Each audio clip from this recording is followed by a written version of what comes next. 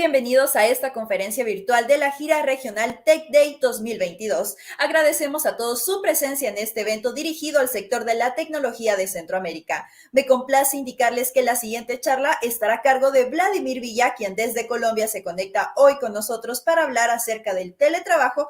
¿Cómo puedo proteger mi información de atacantes? Pero antes de comenzar, déjenme contarles que Vladimir es director ejecutivo con una historia demostrada de trabajo en la industria de ciberseguridad y tecnología de la información.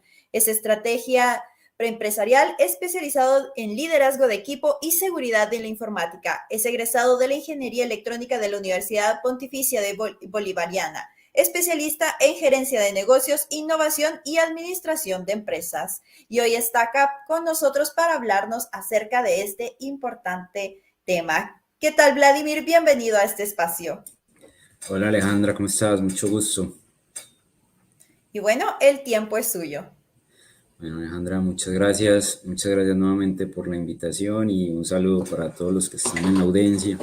Hoy venimos a conversar un poquito de teletrabajo y más en profundidad de ciberseguridad, que es un tema que nos apasiona y que me gusta demasiado conversar. Bueno, entonces es definitivamente el cambio que hemos vivido en el mundo en los últimos años, principalmente fruto de la pandemia o acelerado por la pandemia, pues nos ha traído nuevos retos y con ellos una nueva cotidianidad. Y la nueva cotidianidad es el teletrabajo y pues surge la pregunta de cómo poder proteger mi información de los atacantes, que vemos también que se dispara un poquito el fraude. Entonces, para trabajar en la presentación que vamos a ver hoy, primero vamos a hablar un poquito de cuáles son esos riesgos que surgen con el teletrabajo o que se potencian, se catalizan con el teletrabajo, cuáles son los tipos de ataques y vulnerabilidades más frecuentes en las compañías que hemos visto, digamos, que de acuerdo al comportamiento de los últimos años. ¿Cómo pueden las compañías prevenir esos ciberataques? ¿Qué podemos hacer o hacia dónde podemos caminar para prevenir la materialización de los ciberataques? ¿En qué consiste las pruebas de seguridad de tecnología? Hablar un poquito de las pruebas de seguridad y de tener una mirada preventiva antes que proactiva respecto a nuestra postura en seguridad y llegar a unas conclusiones. ¿Ok? Bueno, para profundizar, entonces, ¿cuáles son los riesgos del teletrabajo? ¿Cuáles son esos riesgos a los que nos enfrentamos o se catalizan al estar trabajando en teletrabajo, al tener toda la compañía en modelos híbridos y teletrabajo? Lo primero y el reto más complejo es que el perímetro de ciberseguridad se difumina. ¿Cómo así?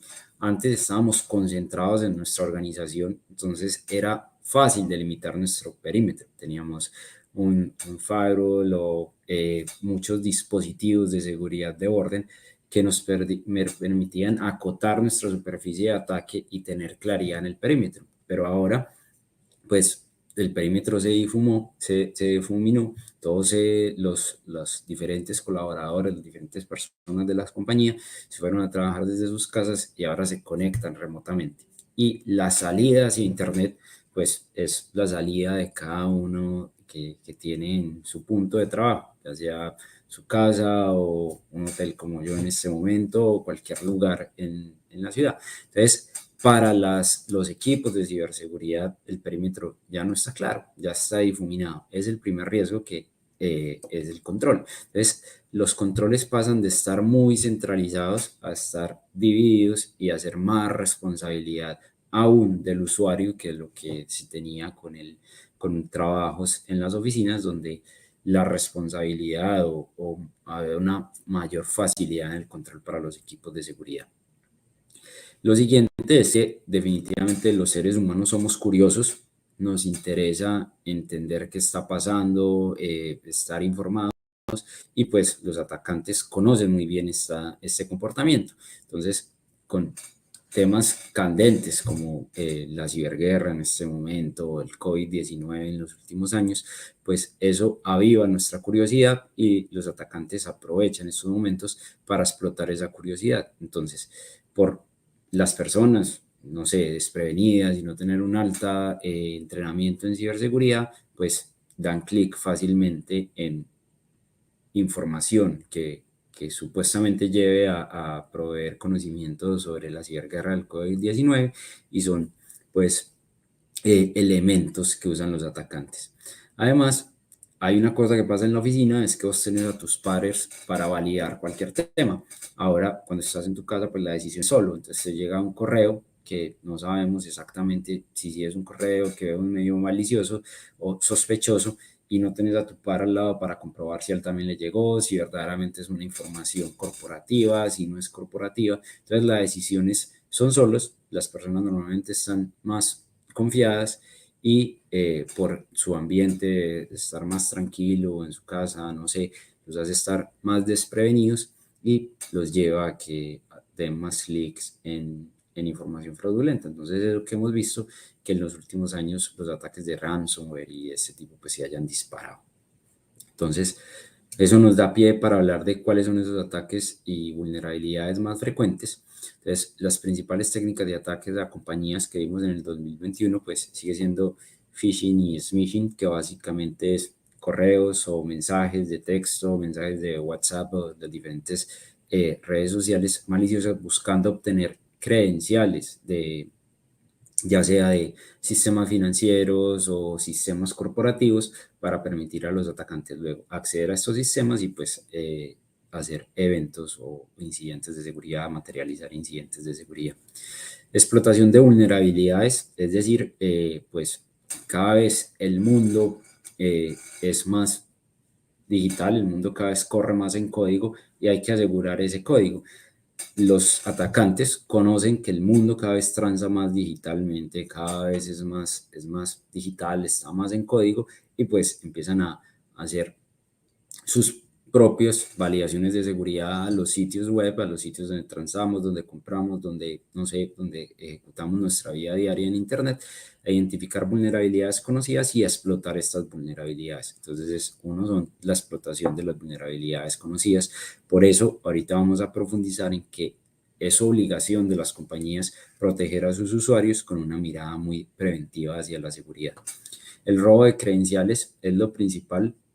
Vamos a ver que muchos de los ataques son hacia obtener credenciales, porque son básicamente pues las llaves de acceso a todo el mundo digital y a todos los sistemas.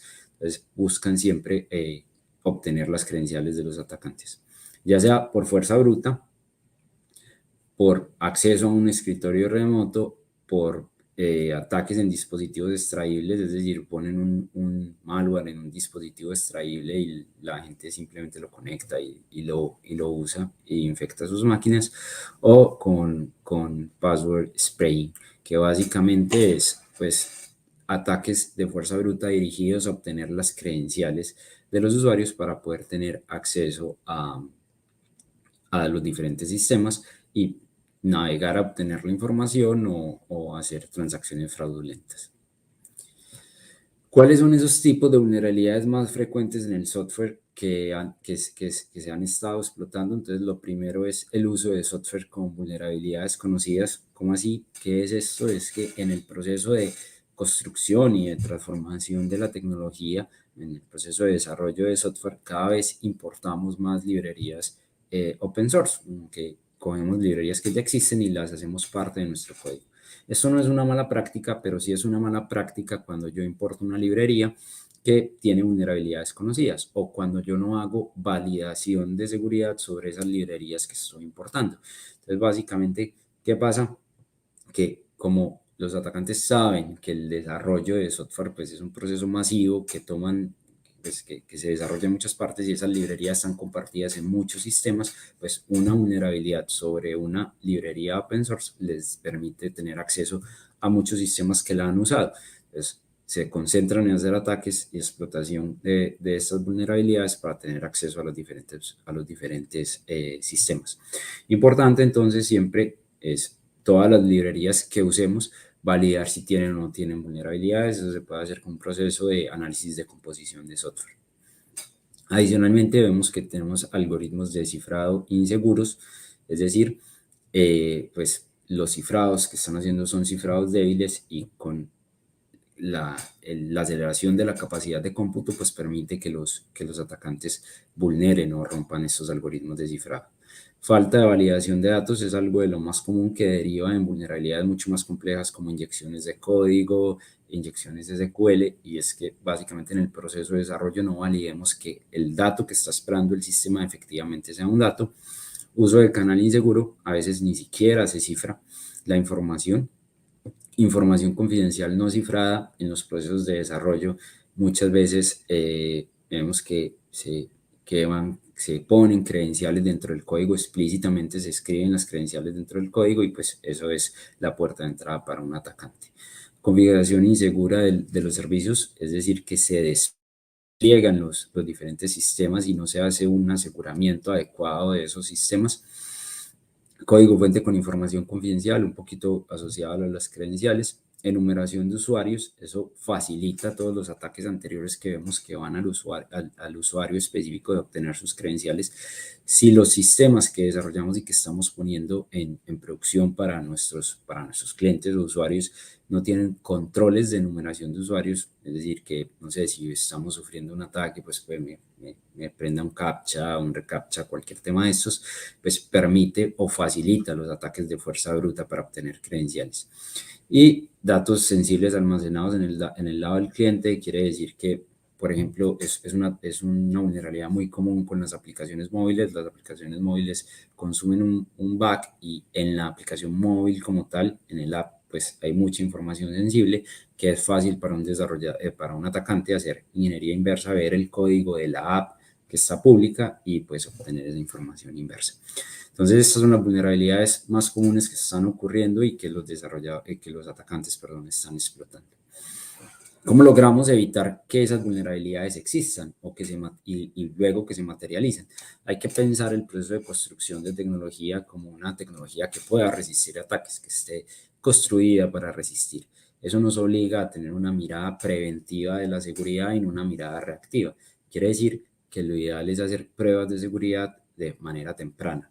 Es decir, que la prueba de seguridad sea parte del ciclo de vida de desarrollo de software modernos hacia la izquierda, y a medida que yo voy desarrollando mi código o evolucionando mi código, pues lo vaya validando para que efectivamente ver que si tiene o no tiene vulnerabilidades, lograr cerrar estas vulnerabilidades y tener una tecnología segura. ¿Cómo podemos las compañías prevenir estos ciberataques? Respecto a los ataques al usuario final que se dan en el teletrabajo, lo más importante es que usemos passphrase en vez de password. ¿Qué es esto? Normalmente a los seres humanos nos enseñaron mal a construir nuestras credenciales. Nos dicen que la credencial debe ser una credencial compleja con una combinación de caracteres, y en realidad eso es muy fácil para que una máquina lo rompa y muy difícil para que un humano se lo aprenda.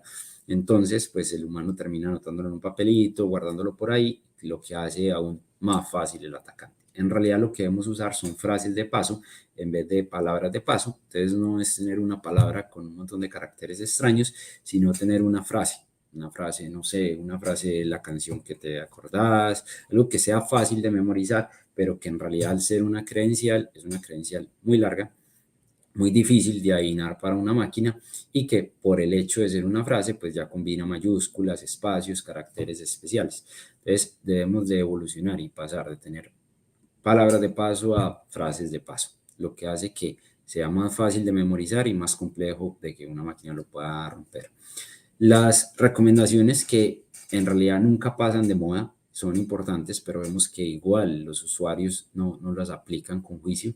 Lo primero es tener un antivirus y mantener actualizados los sistemas, pues constantemente estamos liberando parches de seguridad que se deben aplicar para que nuestros sistemas sean seguros, y eso debe ser a nivel de los dispositivos móviles, a nivel de las estaciones de trabajo, los laptops, en fin, y los servidores. Es general lo que debemos de tener en actualizaciones de sistemas. La definición de usuarios privilegiados, tenemos que tener muy claro cuáles son nuestros usuarios, la definición de roles, y que la mayoría de nuestros usuarios no sean usuarios privilegiados, sino que sean roles que tengan los permisos suficientes para poder ejecutar todas sus actividades, pero no escalar privilegios y desplegar, por ejemplo, software dentro de los sistemas. Gestión de identidad de autenticación centralizada es un problema también muy complejo y más con la difuminación de las fronteras, que yo tengo múltiples sistemas para acceder a, no sé, a mi día a día en mi trabajo, tengo que acceder al sistema X, Y, Z. Si la autenticación no está centralizada, es decir, si no hay solo un punto de autenticación que luego me lleve a los diferentes sistemas que me permitan tener solo unas credenciales y esas credenciales aplicarle todas las políticas que vimos de las frases de paso, pues hace mucho más compleja la gestión. Y a mí como usuario me obliga a tenerme que aprender múltiples credenciales para cada uno de los sistemas y a los equipos de tecnología y de seguridad a manejar pues diferentes esquemas de autenticación en cada sistema. Es una estrategia de la compañía que recomendamos que siempre se tenga un gestor de identidad de autenticación centralizado y que ese sea el que autorice, de acuerdo a los roles, los accesos a los diferentes componentes o los diferentes sistemas de la compañía. El directorio activo también debe ser centralizado y pues con la difuminación lo ideal es que esté en la nube, que sea como servicio, para eso hay diferentes proveedores.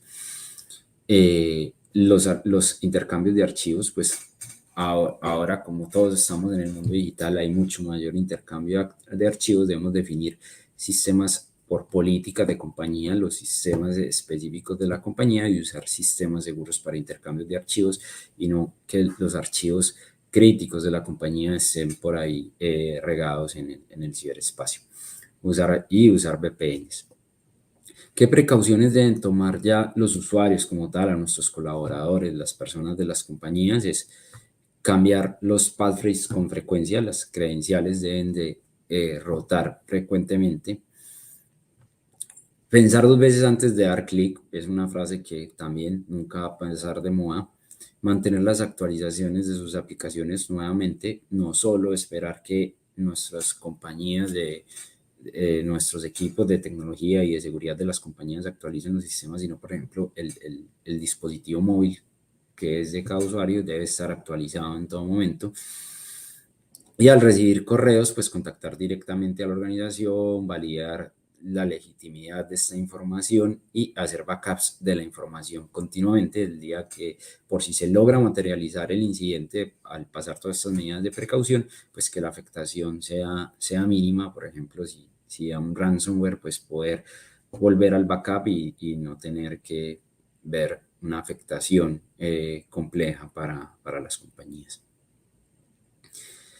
Ahora, las compañías, ¿cómo pueden prevenir los ciberataques? Lo más importante es tener un enfoque proactivo y no reactivo a la ciberseguridad, es decir, no esperar y no invertir solo en sistemas de monitoreo que lo que hacen es que cuando se materializa el incidente me lleva a reaccionar, sino prepararme para que mis sistemas verdaderamente sean seguros y sea una tecnología que esté construida para resistir ataques. Esto se logra realizando pruebas de seguridad sobre la tecnología desde las etapas iniciales de desarrollo para garantizar que mi sistema verdaderamente, las vulnerabilidades que identifico están cerradas, que las pruebas de esa tecnología sean integrales, es decir, que yo pueda probar el código fuente, pueda probar los ambientes dinámicos cuando se están ejecutando y los diferentes componentes de software o de esas librerías de terceros de open source de las que ya comentábamos.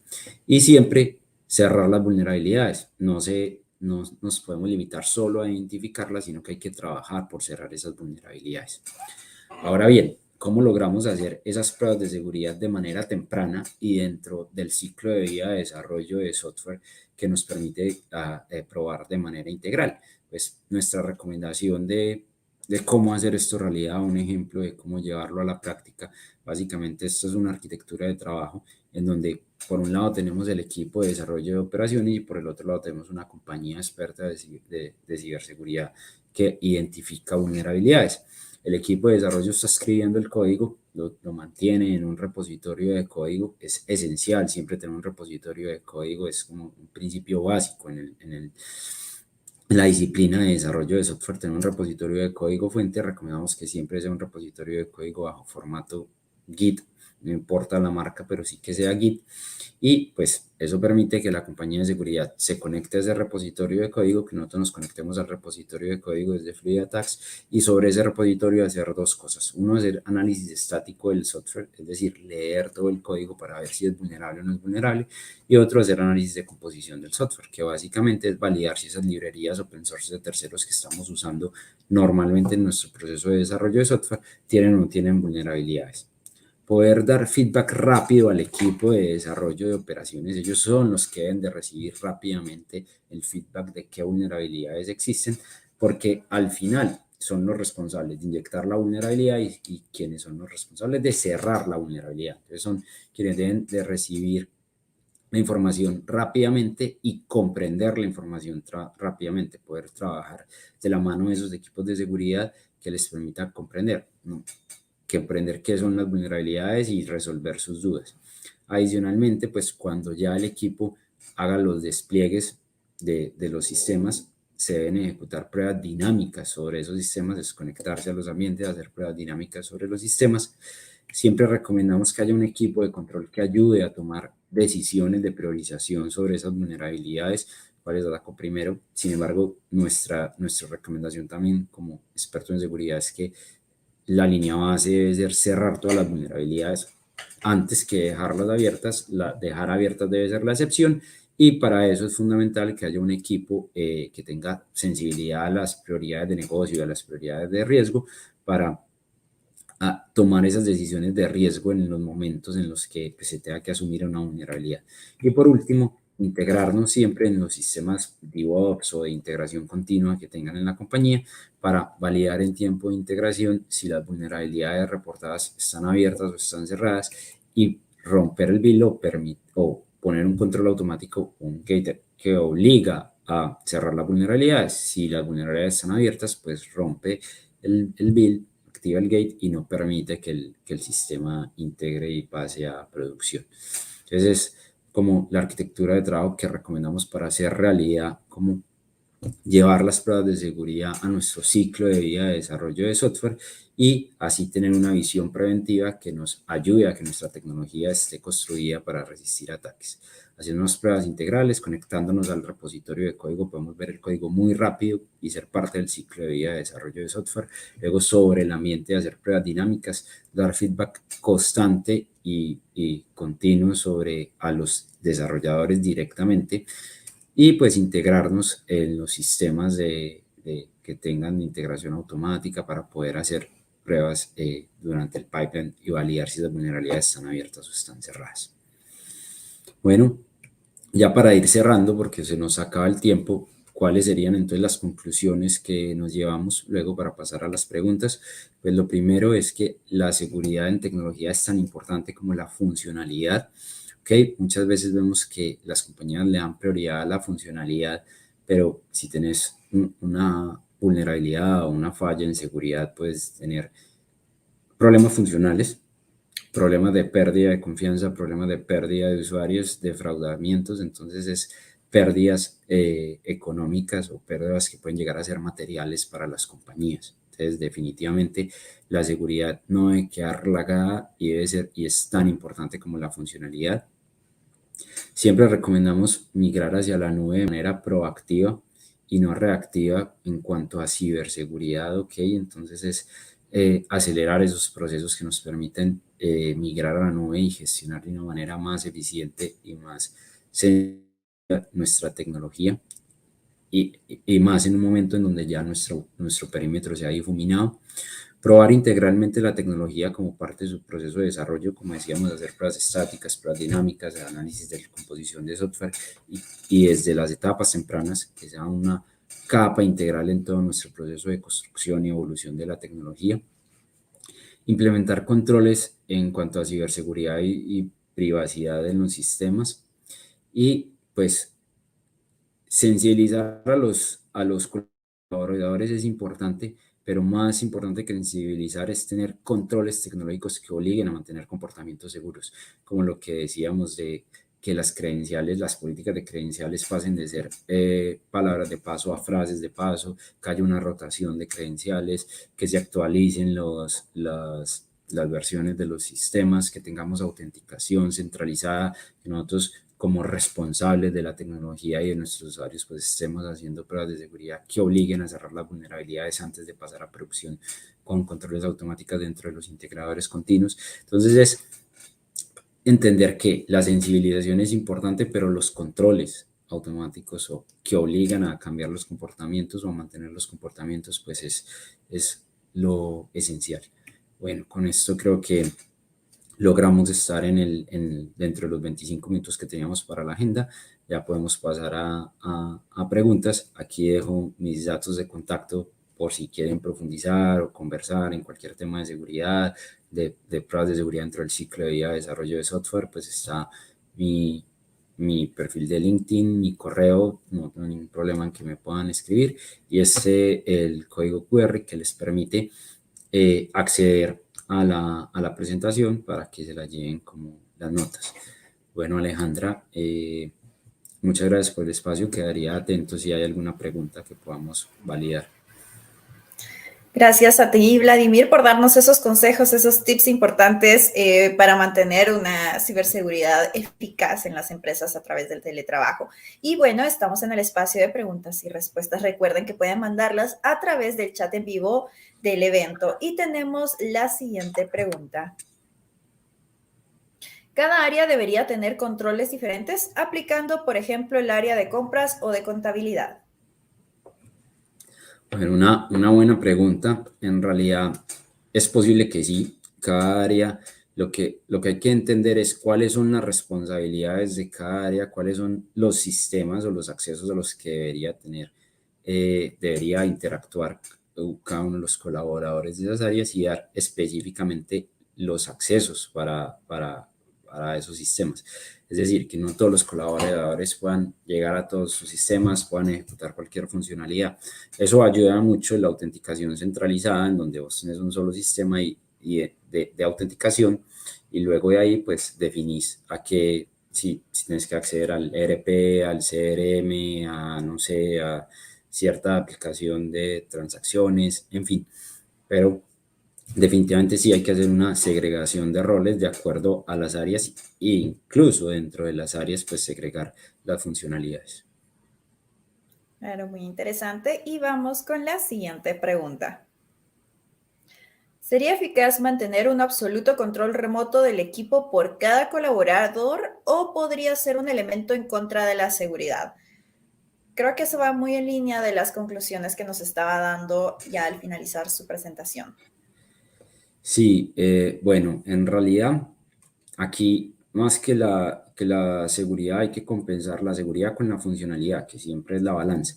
Entonces, pues lo más eficaz es totalmente tener un control remoto del dispositivo. No quiere decir un acceso remoto al dispositivo necesariamente, pero sí, por ejemplo, que los dispositivos se autentiquen contra un servicio de directorio activo remoto y que le permita a uno controlar las políticas de los dispositivos en los que están, controlar las actualizaciones que se estén aplicando, controlar que los usuarios con los que se trabajan el día a día no sean usuarios privilegiados o administradores del sistema, controlar que el sistema obligue a tener o el dispositivo obliga a tener una credencial, y una credencial que sea una frase de paso. Entonces, definitivamente, si así la frontera esté iluminada, uno sí debería buscar la forma de poder mantener el control de los sistemas para desplegar las políticas organizacionales en ellos. Entonces, nuevamente, creo que hay dos cosas importantes ahí. Uno es los directorios activos como servicio, que me permiten así, es un directorio activo que está en la nube, que me permite a mí conectarme y de ahí distribuir las políticas a todos los dispositivos. Y adicionalmente, pues nuevamente sistemas de autenticación centralizada, como por ejemplo Okta o OneLogin o diferentes que hay. Eso me permite a mí tener las políticas desplegadas en el sistema de gestión de autenticación. Entonces, aunque no controlo completamente la máquina, sí controlo el acceso a mis sistemas, que es otra forma de verlo. Claro, muy interesante porque son esos controles los que se han estado variando, fomentando o incluso pensando para según lo que se está dedicando la empresa, poder generar esa interacción con su equipo de trabajo. Muchísimas gracias por acompañarnos este día y darnos esta excelente charla en nuestro evento Tech Day 2022. No, muchas gracias, Alejandra, a ustedes por la invitación. Para mí siempre es un placer acompañarlos y pues conversar de estos temas que tanto nos apasionan y poder compartir conocimiento. Les dije, quedo atento a cualquier contacto que quieran hacer para profundizar en cualquier tema y bueno, muchas gracias. Gracias a usted. Okay. Y de esta manera finalizamos esta sesión. Le recordamos que a continuación viene otra charla interesante en este evento regional Tech Day 2022, este día en episodio Nicaragua. Así que...